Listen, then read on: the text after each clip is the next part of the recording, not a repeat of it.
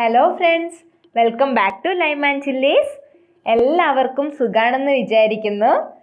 ഞാൻ ഇന്നിവിടെ വന്നിരിക്കുന്നത് ഒരു സ്പെഷ്യൽ മലബാർ റെസിപ്പി ആയിട്ടാണ്. നോമ്പ് സമയങ്ങളിൽ മലബാറിലെ ഒരുവിധം എല്ലാ വീടുകളിലും ഈ വിഭവം ഉണ്ടായിരിക്കും. പിന്നെ മുട്ട വെച്ചിട്ടാണ് ഞാനിത് തയ്യാറാക്കാൻ പോകുന്നത്. അപ്പോൾ നമുക്ക് വീഡിയോയിലേക്ക് കടക്കാം. ആദ്യം തന്നെ നമുക്ക് ഇതിന് വേണ്ട ഫില്ലിംഗ് തയ്യാറാക്കിയെടുക്കാം. അതിനായി ഒരു പാൻ വച്ചിട്ട് അത് ചൂടാകുമ്പോൾ അതിലേക്ക് 2 ടേബിൾ സ്പൂൺ നെയ്യ് ഒഴിച്ചു കൊടുക്കാം. നെയ്യും കൂടെ ചൂടായി വരുമ്പോൾ നമുക്ക് അണ്ടിപ്പരിപ്പ് ഇട്ട് കൊടുക്കാം. അത് ഫ്രൈ ആയി വന്നാൽ കുറച്ച് ഉണക്കമുന്തിരി കൂടെ ചേർത്ത് കൊടുക്കാം. ഇത് രണ്ടും ഫ്രൈ ആയി വന്നാൽ നമുക്ക് ഇതിലേക്ക് 4 മുട്ട ബീറ്റ് ചെയ്തത് ചേർത്ത് കൊടുക്കാം. ഇനി നമുക്ക് ഇതൊന്ന് സ്ക്രാമ്പിൾ ചെയ്തെടുക്കണം.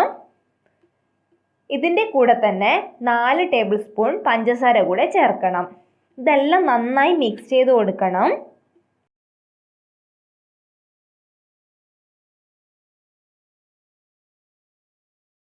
അപ്പോൾ ഇതെല്ലാം നന്നായി ഫ്രൈ ആയി വന്നിട്ടുണ്ട്. നമ്മുടെ ഫില്ലിംഗ് ഇവിടെ തയ്യാറായി വന്നിട്ടുണ്ട്. ഇതിനെ ഒരു സൈഡിലേക്ക് മാറ്റി വയ്ക്കാം. ഇനി നമുക്ക് ഇതിന് വേണ്ട ബാറ്റർ തയ്യാറാക്കി എടുക്കണം. അതിനായി ഞാൻ 1 കപ്പ് മൈദയാണ് എടുത്തിട്ടുള്ളത്. 250 ml കപ്പിലാണ് അളന്നെടുത്തിട്ടുള്ളത്.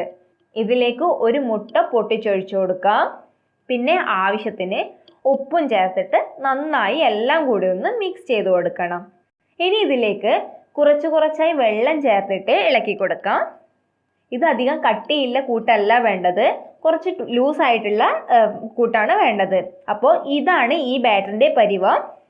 അപ്പോൾ നമുക്ക് ഈ ഒരു പരുവം ആവുന്നത് വരെ വെള്ളം ചേർത്ത് കൊടുക്കാം.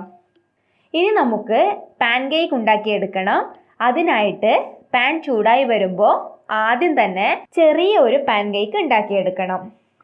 ഇവിടെ ഞാൻ 3 സൈസിലുള്ള പാൻ കേക്കാണ് ഉണ്ടാക്കാൻ പോകുന്നത്. എന്നാലേ നമുക്കിത് ബോക്സ് പോലെ ഉണ്ടാക്കിയെടുക്കാൻ വേണ്ടി സാധിക്കുള്ളൂ. അതുകൊണ്ടാണ് ആദ്യം തന്നെ ചെറിയൊരു പാൻ കേക്ക് ഉണ്ടാക്കിയെടുക്കുന്നത്. അപ്പോൾ ഇത് നമുക്ക് പെട്ടെന്ന് തന്നെ വെന്ത് കിട്ടും. ഇത് വെന്ത് കിട്ടിയാൽ നമുക്ക് നേരത്തെ തയ്യാറാക്കിയതിനേക്കാളും കുറച്ചുകൂടെ വലുപ്പത്തിലുള്ള ഒരു പാൻ കേക്ക് തയ്യാറാക്കണം.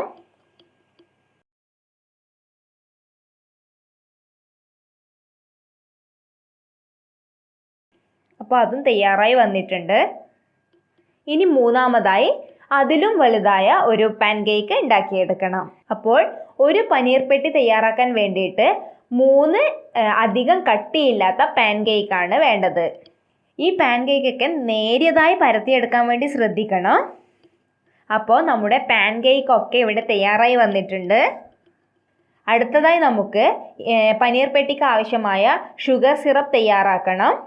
അതിനായി പാനിലേക്ക് ഒരു 1/2 ഗ്ലാസ് വെള്ളം ഒഴിച്ചു കൊടുക്കാം. അതിലേക്ക് 2 ടേബിൾ സ്പൂൺ പഞ്ചസാര ഇട്ട് കൊടുക്കണം.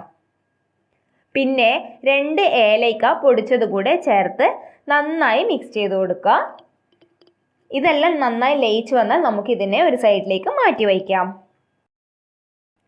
ഇനി നമുക്ക് ഇതെങ്ങനെ ഫിൽ ചെയ്തെടുക്കാമെന്ന് നോക്കാം. അതിനായി ആദ്യം തന്നെ ഏറ്റവും ആദ്യം ഉണ്ടാക്കി വെച്ച ചെറിയ പാൻ കേക്ക് എടുത്തിട്ട് അതിൻ്റെ നടുഭാഗത്ത് ഇതുപോലെ 1 ടേബിൾ സ്പൂൺ മുട്ടയുടെ ഫില്ലിംഗ് വെച്ച് കൊടുക്കാം. എന്നിട്ടിത് ഇതുപോലെ ബോക്സ് പോലെ മടക്കിയെടുക്കണം. അടുത്തതായി നമുക്ക് രണ്ടാമതുണ്ടാക്കിയ, അതായത് മീഡിയം സൈസിലുള്ള പാൻ കേക്കിൽ അതിൻ്റെ നടുഭാഗത്തായിട്ട് കുറച്ച് മുട്ട വെച്ച് കൊടുക്കാം. ഇനി നമുക്ക് ഇതിൻ്റെ മുകളിലായി നേരത്തെ തയ്യാറാക്കിയ ബോക്സ് ഇതുപോലെ തിരിച്ചു വെച്ച് കൊടുക്കാം. എന്നിട്ടിത് വീണ്ടും ഒരു ബോക്സ് പോലെ മടക്കിയെടുക്കണം. ഇനി നമുക്ക് ഏറ്റവും വലിയ പാൻ കേക്ക് എടുത്തിട്ട് അതിൻ്റെ നടുക്കായി ഇതുപോലെ 1 ടേബിൾ സ്പൂൺ മുട്ടയുടെ ഫില്ലിംഗ് വെച്ച് കൊടുക്കുക. എന്നിട്ട് നേരത്തെ തയ്യാറാക്കിയ ബോക്സ് ഇതിൽ വെച്ച് കൊടുക്കണം. വീണ്ടും ഇതിനെ മടക്കിയെടുക്കുക.